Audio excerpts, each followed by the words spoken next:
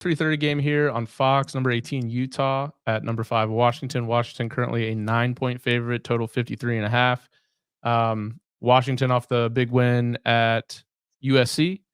Penix had a good game. He had 3 touchdowns, but Dylan Johnson was really that running back, which he transferred from Mississippi State. If SEC fans know the name Dylan Johnson, went off for Washington, ran for 256 yards and 4 touchdowns against USC.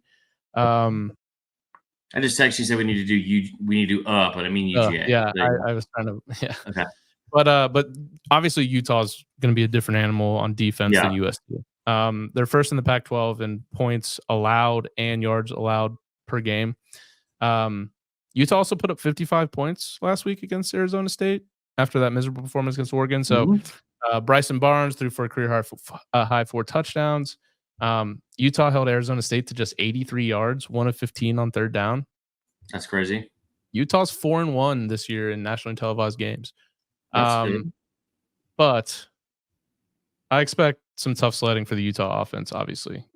This will be a stiff test for the Washington offense as well.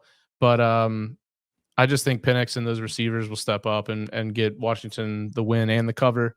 If this was in Utah, maybe it'd be a bit different, but also the line wouldn't be as high. I'm going to take Washington 31-20. Yeah, so here's where I'm at with this, and that is the fact that you look at the way they've performed on the road, dating back even to last year. Like let's like not neutral site games, but let's look at like specifically on the road the regular season.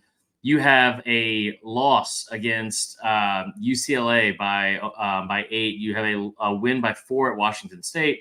Loss against Oregon, beat Colorado on the road, which doesn't really count. And then you look at this year, they're 2-1, but like one of those wins is at Baylor, who's awful, and you beat them by 7, and that game came down to the absolute wire. So I don't know how great they are. You're going to a very, very hostile environment with a team that seems like every week Washington's been kind of a little bit in the dogfight.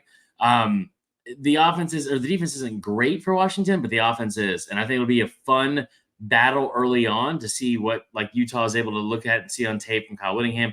And what they're able to do against this offense. But there hasn't been anybody that's really been able to go toe-to-toe with Washington's offense at all this season. I just have a feeling, regardless of who's at quarterback, Cam Rising obviously is not coming back this year.